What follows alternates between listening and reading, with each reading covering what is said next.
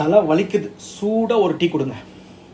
Hi, உங்கள் வீட்டு கிச்சனில் இருந்து உடனே இதை தூக்கி எறிஞ்சிடுங்க. கிச்சனில் இருந்து மட்டும் இல்லை, கார்பரேட் ஆஃபீஸில் இருக்கிற பேண்ட்ரி ஆர் கேன்டீனில் கூட இது இருக்கும். Yes, tea bag. ஆமாங்க, இந்த மாதிரி ஒரு டேஞ்சரான சமாச்சாரம் வேறு எதுவுமே இல்லை. டீட்டெயிலாக சொல்கிறேன், கவனமாக கேளுங்க. லேட்டஸ்ட்டாக யூனிவர்சிட்டி ஆஃப் பார்சிலோனாவில் ஒரு ஆராய்ச்சி செய்தி வெளியிட்டிருக்காங்க.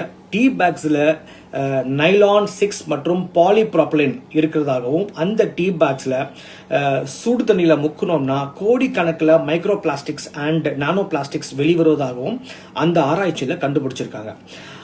அந்த டீ தூள், டீ லீவ்ஸ் எல்லாமே ஒரு பேப்பர் பேக்கில் போட்டு இந்த மாதிரி வச்சுருப்பாங்க. இந்த பேப்பர் பவுச் ஆர் டீ பேக்ஸில் ரொம்ப ரொம்ப ரொம்ப ரொம்ப டேஞ்சர் இது யூஸ் பண்ணுறது. கொதிக்கிற பால்லையோ தண்ணிலையோ இந்த டீ பேக்கை முக்கி எடுத்தீங்கன்னா இந்த டீ பேக்கில் இருந்து ஒரு பல கோடி மைக்ரோ பிளாஸ்டிக்ஸ் வெளியாகிறதா அந்த இது கண்டுபிடிச்சிருக்காங்க.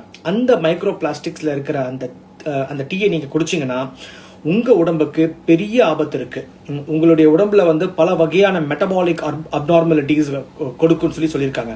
மெட்டபாலிக் அப்நார்மலிட்டிஸ்னா என்னன்னா, உதாரணத்துக்கு இன்ஃபர்டிலிட்டி, அதாவது மலட்டுத்தன்மை, PCOS, ஹார்ட் ப்ராப்ளம், கேன்சர், முக்கியமாக கோலோன் கேன்சர், அதாவது குடல் புற்றுநோய் வர நிறைய வாய்ப்பு இருக்கிறதாக சொல்லியிருக்காங்க. ஸோ கண்டிப்பாக உங்கள் வீட்லேயோ ஆஃபீஸ்லேயோ டீ பேக் இருந்துச்சுன்னா அதை குப்பையில் உடனே தூக்கி எறிஞ்சிருங்க.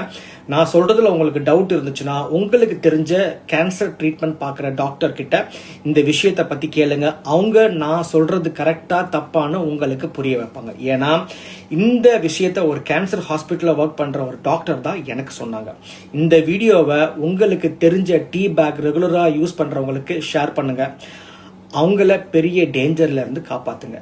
Take care of your health.